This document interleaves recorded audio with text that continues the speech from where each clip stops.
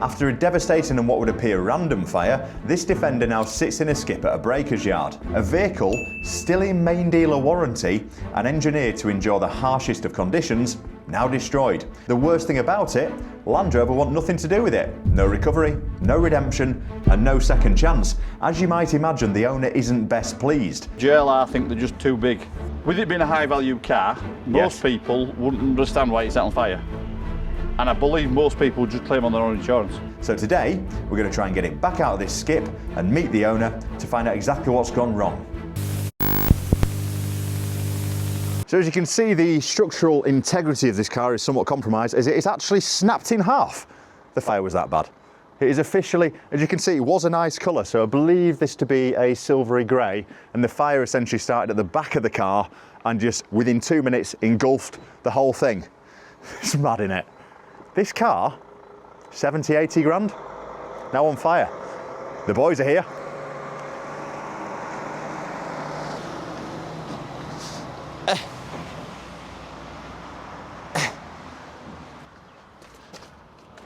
No accident book required. How are you? Yeah, good, thank you. This is going to be quite the recovery operation, isn't it? He did ask me if I wanted to buy it. I have offered him scrap value for it.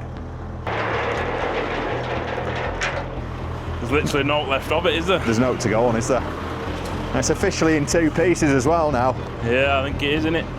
Jesus Christ. It's all right coming in 2 pieces. Yeah, it'd be right, wouldn't it? I don't think you've got a choice, have you? Okay, so this might seem a little bit unorthodox, but unfortunately, there's no nice and pretty way of doing this, and we're gonna have to rag it out this way. When I say we, fortunately for the owner, this is his truck. So he's a man who knows his way around cars. He's actually an insurance-approved repairer, which makes this story even more bizarre, and I'll go into that when we get down to meet him later on. So we're dragging it out, and the only thing that appears to be holding this together is actually the prop shaft. It is officially in 2 parts, is this car. As you can see, I'm starting to scurry away there because I just can see myself getting squished under a Defender, which I don't want to be. It's literally the prop shaft holding it together, isn't it? Yeah, you'd have thought that'd have split, wouldn't you? Yeah.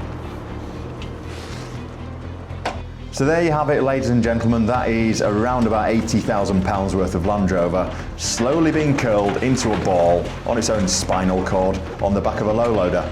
A tragic sight and not best pleased owner. You can probably see now that it used to be a Defender. That back wheel looks all right, to be fair. Probably 30 quid there. Jesus, wet. That's a proper fire, he wasn't joking.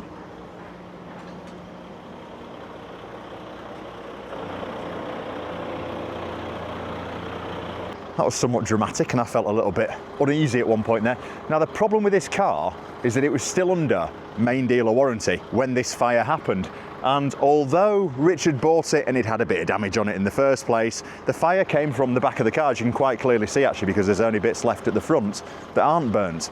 Now the problem is the insurers have said the car is beyond inspection. They sent an inspector out anyway to have a look at it, but the inspectors turned around and said, well, how am I going to explain what's gone on here? So they've said, we don't want to know. And Jaguar Land Rovers have said, well, if they can't pinpoint the problem on us, then it's not our problem either. And poor Richard is sat there with, well, it was a very nice car. So let's get over to Keighley and have a bit of a sit down and a coffee with Richard and just find out his side of the story. It's quite an interesting one, this, isn't it?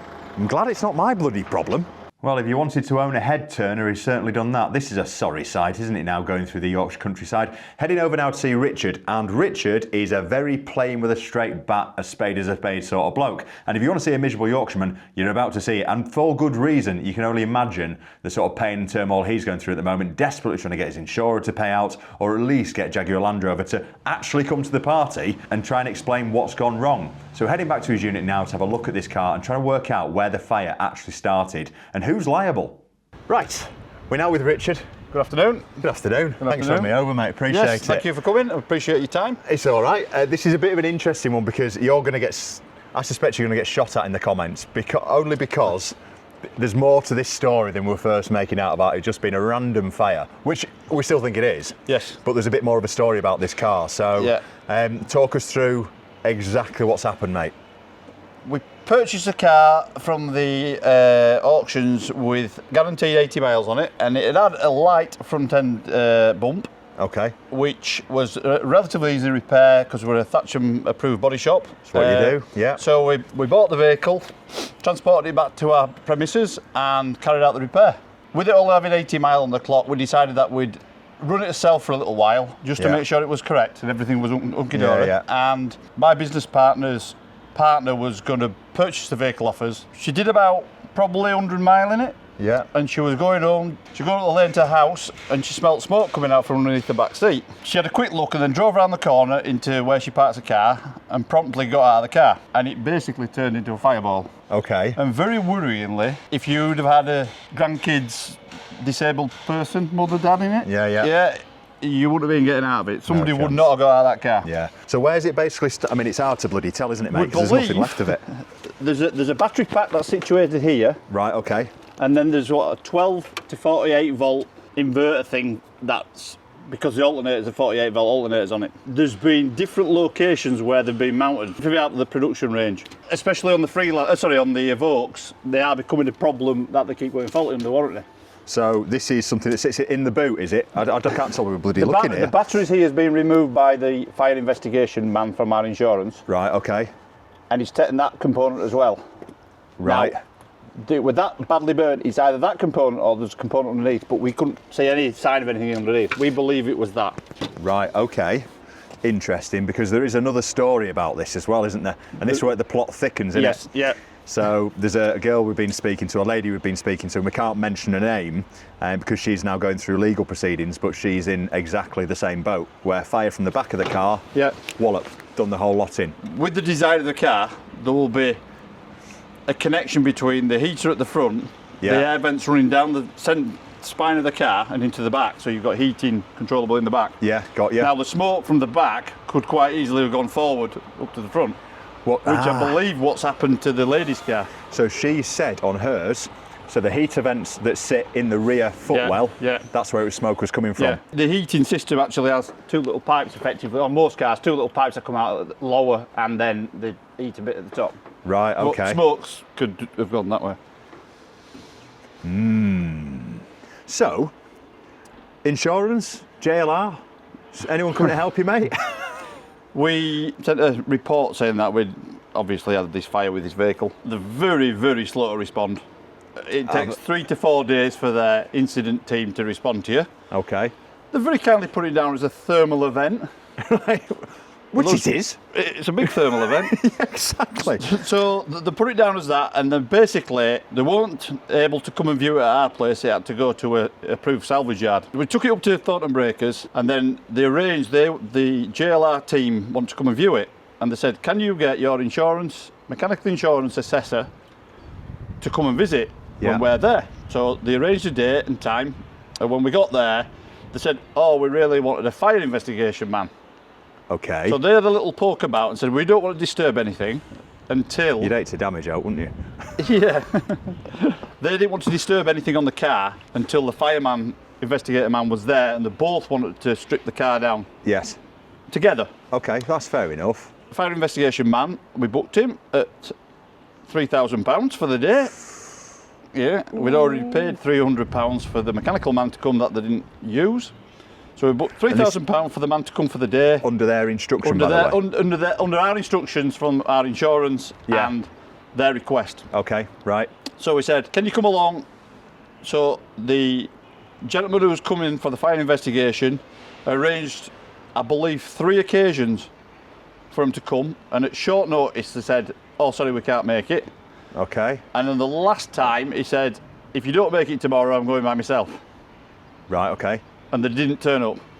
And this is their guys not turning up. JLR refused, JLR cancelled 3 times, and then eventually they was quite willing for an independent man to do a report on that without even being there.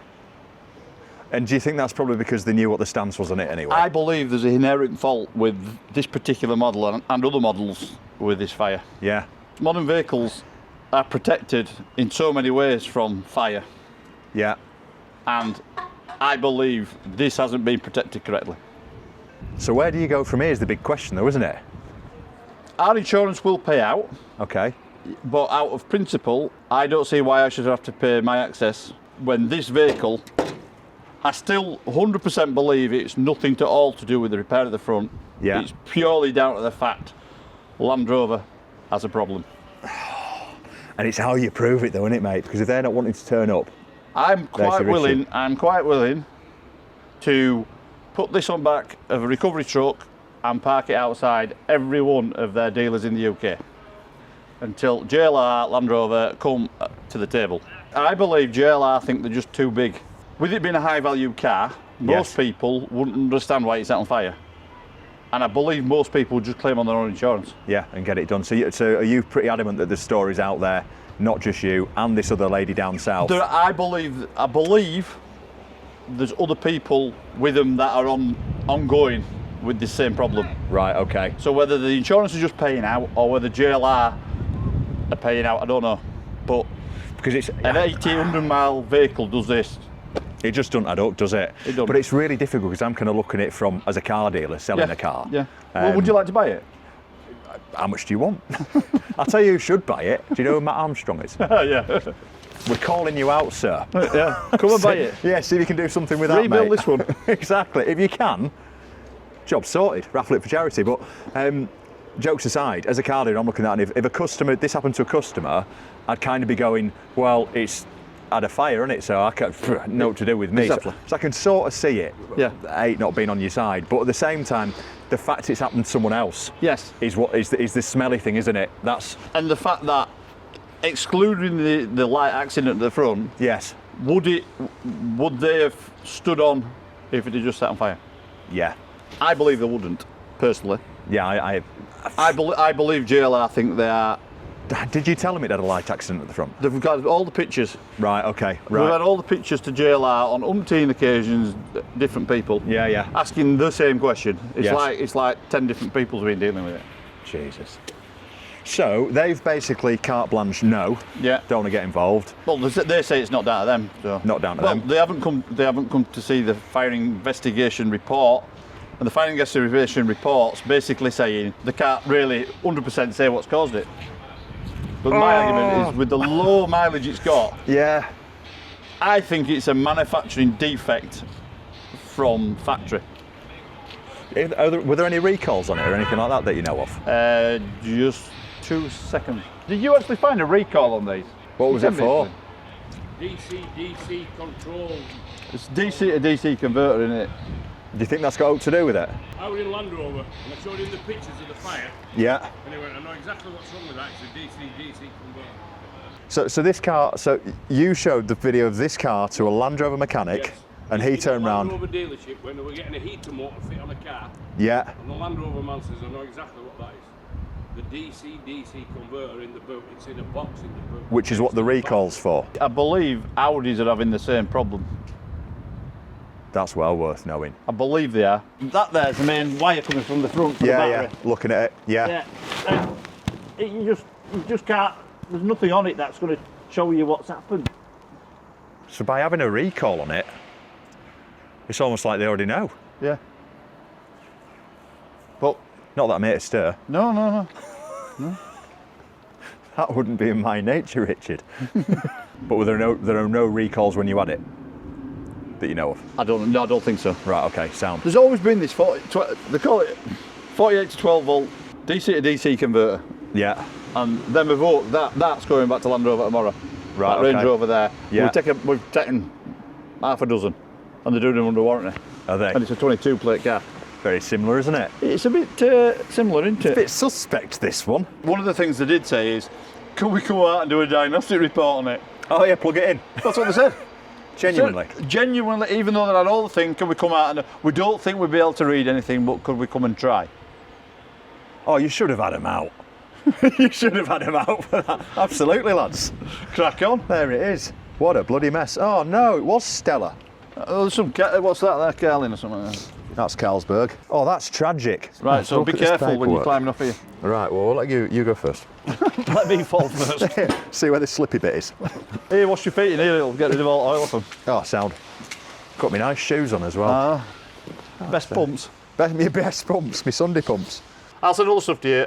I'll have a word with John and get this thing off John. Yeah, sound, yeah. And then I'll just send you everything. Yeah, sound, and and have a look through and then, yeah. I'll review it in the office. But no, mate, appreciate your time. No, Thank you. Thank you very much. Yeah, I'll what send we you all can the do. stuff over and then we'll go from there. But Top man. Back to the studio. Welcome back to the studio, and I have indeed shaved my beard. Continuity issues aside though, let's have a look at this and break it all down so we know from start to finish what's going on here. So essentially Richard has bought a Land Rover Defender that's had a bit of a bump. So it's got some front end damage, as you can see in these photos. Now what he is saying is the fire that happened in this car has absolutely nothing to do with the front end damage. And it's easy to kind of point fingers in lots of different directions here. Now fortunately for him, the insurance company have said that they are actually going to pay out. However, because it's on business insurance, he's got a huge excess on there, around about £5,000. And also because it's a big policy, he risks these insurance premiums going up next year and the year after and the year after that. Probably until he retires, because that's how insurance works.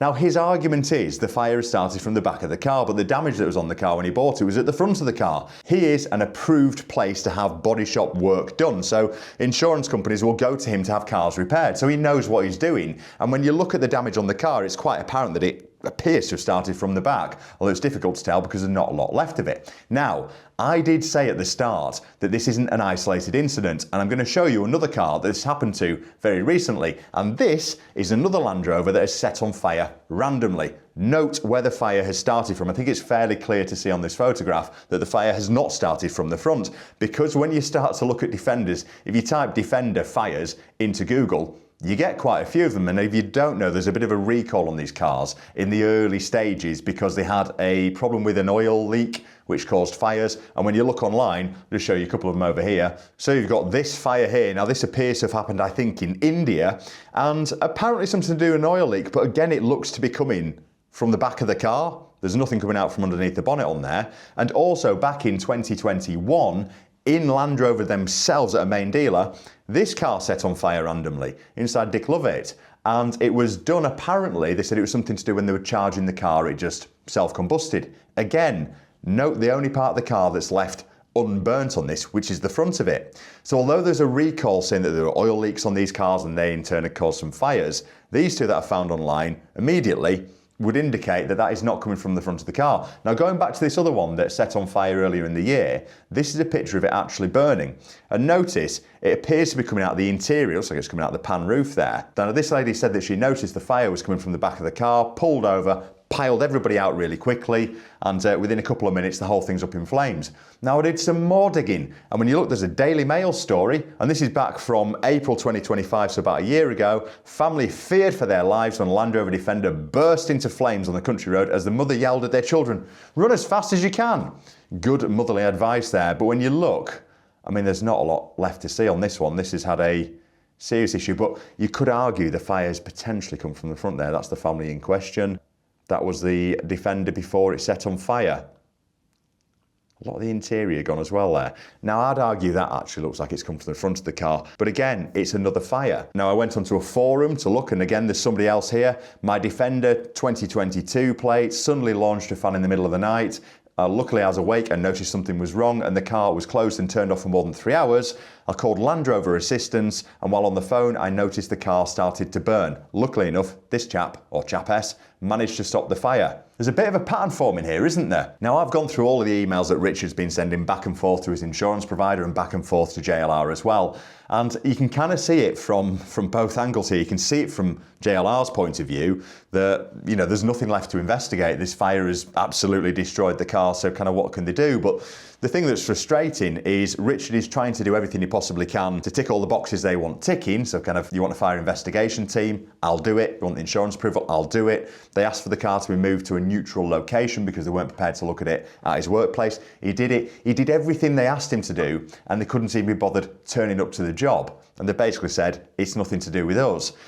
Now, when you combine this with the fact that there's been other fires as well, you can see why Richard's starting to get annoyed. You can also see why he's annoyed because unlike a lot of people who drive cars, we just sort of get in them, drive them, assume they're going to work. But Richard really understands cars, and his colleague there that we spoke to as well when we were looking at the burnt out shell on his low loader said that he'd spoken to someone in Land Rover and they'd said, oh, I can tell you what that is. It's something to do with this DC to DC converter.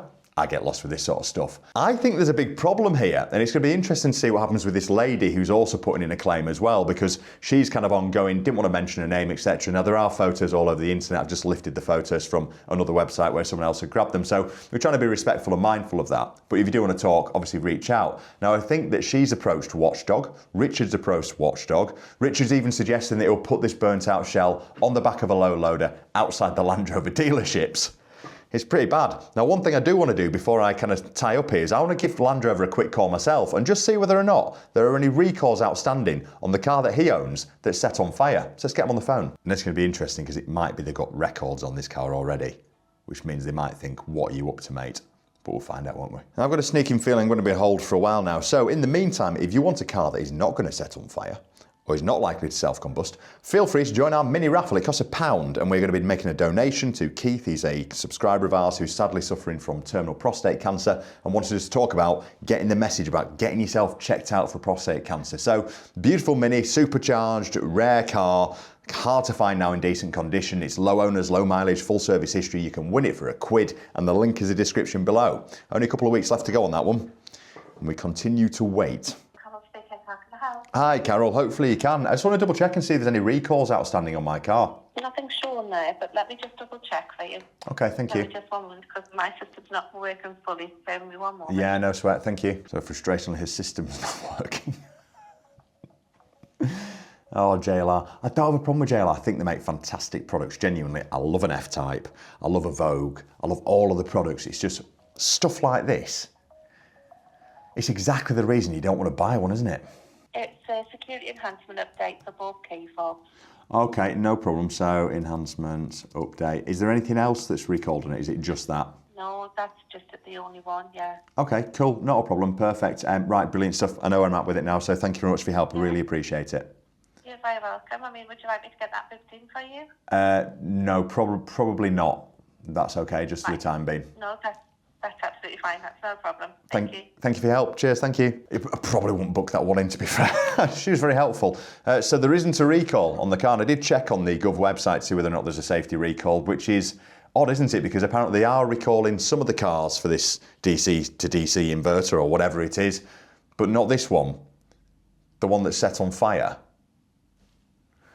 I don't know where Richard stands on this. It'd be interesting to get your opinions on this as well, because he wants me to help as best I can, but I'm looking at it from a car dealer's point of view going, well, you know, there are people out there that might have negative equity on the cars, or they might just be fed up with the cars, or they might just be unscrupulous people who are quite happy to set fire to the back seats so they don't have to pay for the car, and then trying to put it back into the dealer, you know, is a way out of it, isn't it? Now, obviously, I know that hasn't happened here, but from a dealer's point of view, you can see where the stance is very much, well, I'm sorry, but unless we can prove it's a fault of ours, we simply don't want to know. The big question on everybody's lips is what do you think's gone wrong here? Do you think it's Richard's fault? Do you think it's JLR's fault? Do you think the insurer should be paying out? JLR should be paying out? Richard should be paying out? Did he get it wrong when he was repairing that car? Or did Jaguar Land Rover get something wrong when they were building the car? Or is this simply an act of God and an unfortunate circumstance? For me, I think I know where I stand, that I think there is absolutely a problem with that car, especially when you couple it with the fact that we've got another one that looks exactly the same, and coupled with the fact that, speaking to Richard's colleague, he went in and bumped into a Land Rover technician who said, I think I know the cause of that fire, that DC to DC thingy-bobbity. It's starting to paint a picture, isn't it? So, what's your thoughts? Be really interesting to know. I'll keep you updated with what Richard is doing, because he will absolutely park this outside all the dealerships in the land. He's already eyeing up one local to us. So obviously if that happens, I'll keep you posted, and I'll keep you posted with what's going on. Bit of an interesting one, and unfortunately another nail in the coffin, it would appear, for the reliability of JLR products, as lovely as they are. What's your thoughts? Let me know, and I shall see you on the next one. Cheers.